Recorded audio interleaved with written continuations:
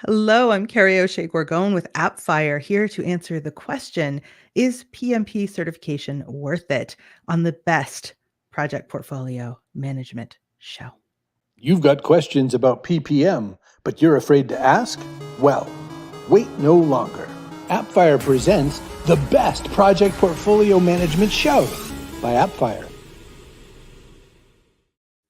I'm joined today by Sheen, who is himself certified. Spoiler alert, I think you have quite a few certifications. We can talk about those, but you are a project management expert with decades of experience. You also teach this. I know you've got a course that you've developed, more than one, for Go Skills. So lots to talk about here. Ray, thank you for joining. Is PMP certification worth it?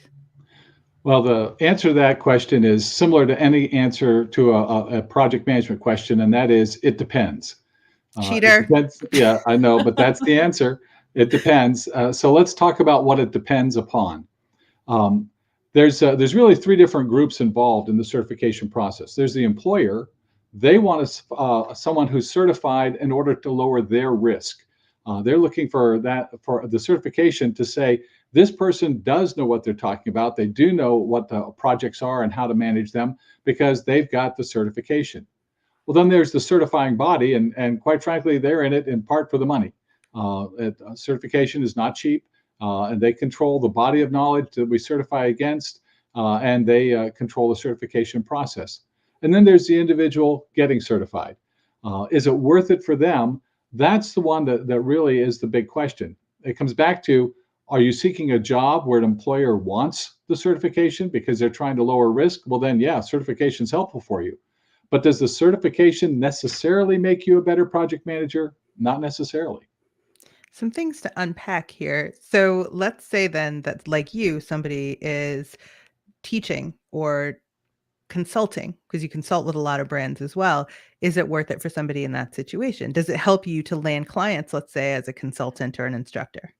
It absolutely has helped me to land clients. I've had clients, customers who've told me that we wanted someone who had the PMP certification. It was important to us. But part of that is because of what the PMP certification represents. And that goes back to the body of knowledge that's being tested in the certification. The Project Management Institute, which is the one that certifies PMP, has created a very elaborate, comprehensive body of knowledge. And so when you're certified to that, it meant that you really did know your stuff. There have been lots of other organizations who provide certification. And quite frankly, some of them, you get the certification if you still have a pulse at the end of the class. That's all it really represented. You didn't necessarily learn anything or know anything. But quite frankly, that's like CPR. That makes sense. You want the person to have a pulse by the end of that. Then you did your job and you know your stuff. But PMP is a whole other thing. A whole lot different. And one of the interesting elements of that certification, of the PMP one, is it does have an experience requirement to it, so that it's not just head knowledge, but it's some practical knowledge. Now, here's where the downside, though, is every project is different. I'm sure you've had some of the other people on your project, on this program, who've said that the definition of a project is a temporary endeavor undertaken to create a unique product, service, or result. They've never said that, but everybody has a different idea what it is. Okay. Well, that unique piece is a key element of it. Incidentally, that's the definition from the Project Management Institute. The unique piece is a key element of every project. Every project is different in some fashion. A construction project, different location. A software project, you're trying to do something different with the software. A website project, you're building a different web page, different message you're trying to get across. That uniqueness means that even though you've done it before, doesn't mean that you've done it for what we're going to do now. You would know what it's like porting it to different industries, because you've done aerospace and utilities and electrical distribution and biotech. So you would know. I have been, exactly. I've been in a lot of industries. I've seen a lot of things. In fact, that's one of the things I often tell folks. So one of the reasons I'm a pretty good project management consultant for you is I've been in your industry in some area, and I've probably done a number of the things wrong along the way and seen how to do them right. And so I can bring those together. That's a new approach. I've messed up a lot. Yes. Yes. What is it like? So we've talked about whether it's worth it. How do you do it? If you want to get PMP certified, what's involved? Okay. For PMP, there's a couple steps involved. One of them is there's an education requirement. The education requirement is you have to go through a certain number of hours of formal project management training. Now, that could be at the university level, that could be through some provider, just training provider. There's a variety of ways you can get it, but you have to have a certain number of hours, approximately 35 hours. And that number does change periodically, but it's approximately that number. In addition to that, you have to have a certain amount of project management experience. And that varies depending upon whether you have a bachelor's degree or not as to how many years of experience, but you need several years of experience in a project. It doesn't mean leading the project, but you have to have been in a project environment, working in projects. So you've got an education requirement, you have an experience requirement, and then you have to take a test. And that test is a fairly comprehensive timed test.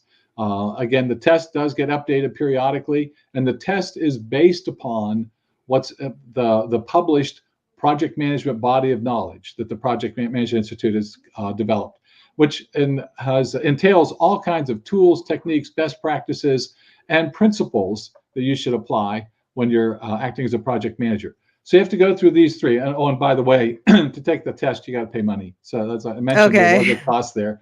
Again, that varies some whether you're a Project Management Institute member or not. Depends upon whether you're at a student level. So there's different levels, but for the typical professional, $300 or $400 hours, or $300 or $400. Oh, $300 or $400. Okay. Right. How do you document your experience? You were saying you have to have a certain amount of experience. How do you prove that you have it? Well, when you submit your application, you have to list the various projects that you've been on and the kind of work you've done on those projects and a point of contact for those projects. Okay. And PMI checks up on it. Okay. They follow up. They call your boss. Well, they call whoever you it doesn't have to necessarily be project work with your boss. So let's say you've been working for a nonprofit organization and you've been helping Habitat for Humanity build houses. You can claim that as project experience because you've been developing projects, working on projects. They would call the Habitat for Humanity person, not necessarily your boss that you're working for. And you mentioned that the cost will vary, depending on if you're a member of the organization that does the certifying, if you're a student, things like that. Does it tend to go up every year? Is it like one of those things? Should be prepared. And is it tax deductible? I don't believe it's tax deductible, but many companies will reimburse you for it because they want you to get certified. They want you to develop, professionally develop. And so many companies will pay for your certification costs. It's gone up periodically. It doesn't go up every year. It goes up periodically, but not a lot. However, the PMP certification is only good for 3 years. Okay. During those 3 years, you have to periodically take professional development courses so that you maintain your skills, maintain your razor edge of project management acumen, and then at the end of 3 years, you pay a fee to renew your PMP certification. Do you have to test again, or you just renew? You just renew if you've done all the professional training. If you haven't done the training, then you have to retest. Oh, and you probably don't want to. Sounds like I wouldn't recommend it. Let me just put it this way. I've had my PMP certification for over 20 years, and I've avoided retesting. Same. Now, I've taught how to take the test, but I've avoided the retesting myself. I'm admitted to the bar in 2 states, and I'm not giving it up. Do this. Are there other certifications that a PM should have? So if you're in project management, besides PMP, what else should you look at? Well, there definitely are other certifications, and depending on your role, you may want to consider those. There's Agile Project Management, Agile Practitioner. There's also Project Schedule Management, Project Risk Management. There's Program Management, Portfolio Management, and those are all ones provided through the Project Management Institute. And then if you go beyond that, probably the most common project management certification over in the UK is the Prince 2 certification. PMP is kind of the gold standard, but Prince 2 is a close silver. And so there's other certifying agencies and certifying bodies and certifications you can get. And how important do you view it as a project management professional? How important is it to keep up these certifications? Like, are they a distinguishing feature when you're selling yourself as a consultant or something? Like, do people look for them?